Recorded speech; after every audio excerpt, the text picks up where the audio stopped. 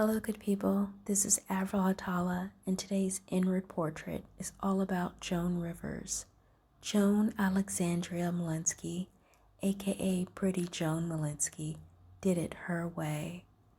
Born of Jewish Russian parents on June the 8th, 1933 in Brooklyn, New York, her father was a doctor.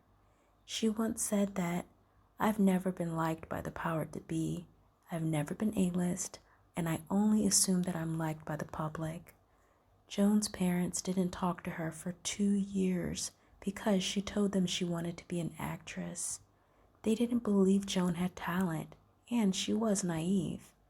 Her father went to her women's housing apartment to have her committed to an insane asylum because she was trying to become a comedian instead of a secretary, which was normal and standard at that time for women. She agreed to come home to appease him, but it didn't last. She even got married to James Sanger in 1955 to appear normal to her parents. That marriage ended the same year. Joan did things like perform at her parents' country club, but this only made things worse because she wasn't ready. Besides all of that, her mother was the closest to her. The first play her mother took her to was Journey to Margaret at 4 years old. That's when Joan felt it in her soul that she was meant to be on stage. She did improv and perfected her skills at Second City, but it was a boys' club. However, it changed her life and made her better at her craft. She was a comedian in Greenwich Village for 8 years before she got her big break on Johnny Carson's show in 1965. During her time in Greenwich Village, her contemporaries were Barbra Streisand, Richard Pryor, Bill Cosby, and Woody Allen. She changed her name to Pepper January and had the slogan, "Comedy with Spice." Consequently, she was booked at strip clubs, performing in her prom dress. She recalls performing on stage, and over the loudspeaker, she heard, "Get her off!" She was fired more times than she could count, to the point where she would take her makeup and wardrobe with her after a gig, just in case she was fired before the morning. Once she was fired and told that she would get her pay the following day. She waited but never received the money.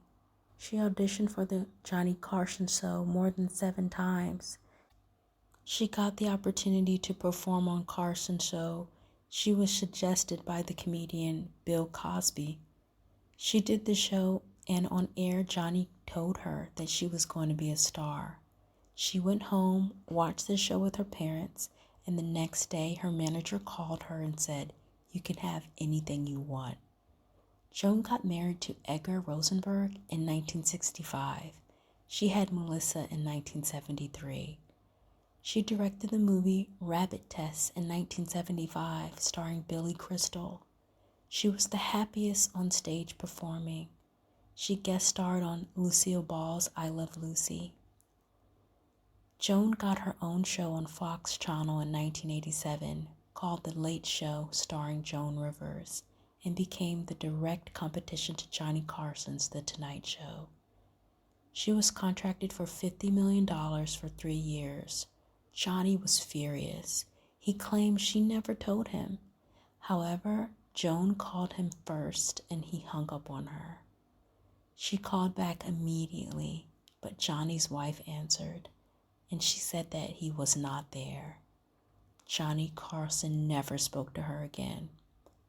Fox fired her after only a few months. It was bittersweet for Joan because her husband got into it with Robert Murdoch and was banned from ever coming to set. Unfortunately, Joan sided with her husband and lost her show. She was instantly blackballed for the next 12 years in the late-night circuit. Her husband suffered a nervous breakdown. When asked what was her biggest regret, she said nothing. You go around once, so you go through every door that opens. She hated women's liberation because so many women were single and because there were no more rules. At 77 years old, she started out as a judge on Fashion Police in 2010, where she criticized celebrities' taste in fashion while on the red carpet. She had a reality TV show called Joan and Melissa, Joan Knows Best. She became a mogul selling jewelry on television that she designed. She was a QVC regular. There's a generation of people who only know Joan Rivers for her jewelry selling.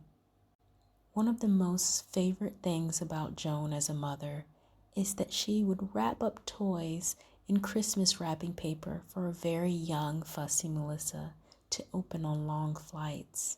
This would keep Melissa busy and preoccupied. She has one daughter, Melissa. Their relationship was rocky because of the death of her father in 1987.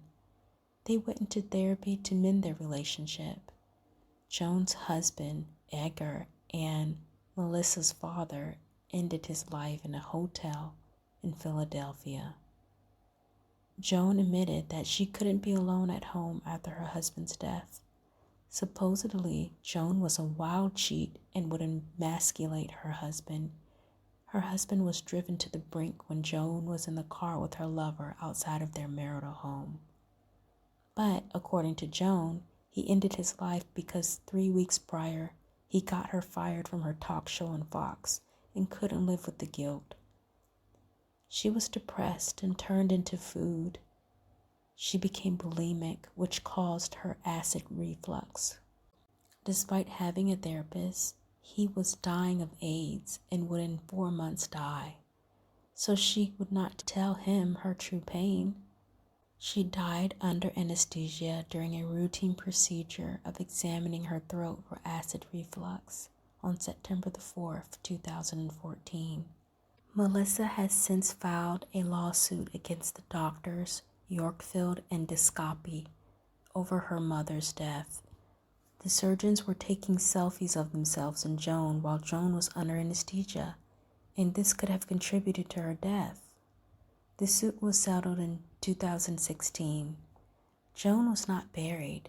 In fact, she was cremated, and her ashes were given to friends and loved ones all over the globe. When she died, her net worth was at $150 million. She made fun of the fact that she had many cosmetic surgeries and the fact that she was old. She was a grandmother to grandson Cooper. She would stash money in odd places around her house, like empty candy boxes. She claimed that milk dud boxes were the same size as money, and robbers would overlook it when rummaging through her purse. Her biggest wish was to have financial security and her job, because someone could come along and take it all away. Joan was a firecracker. She was pissed you knew about it, like the time she walked off a live interview with CNN because the interviewer was rude. Joan was old school. She believed people had their place, yet she was open and lived out loud, which is why she may have been misunderstood at times. Joan was a supporter of Donald Trump. She wasn't a fan of Obama because she felt he bought his way into office from donations. Wendy Williams idolized her and paid tens of thousands of dollars to own Joan's diamond brooch. Joan Rivers' contribution to the comedy world will live on in infamy. She was a mother, a grandmother, and most of all, a wonderful entertainer.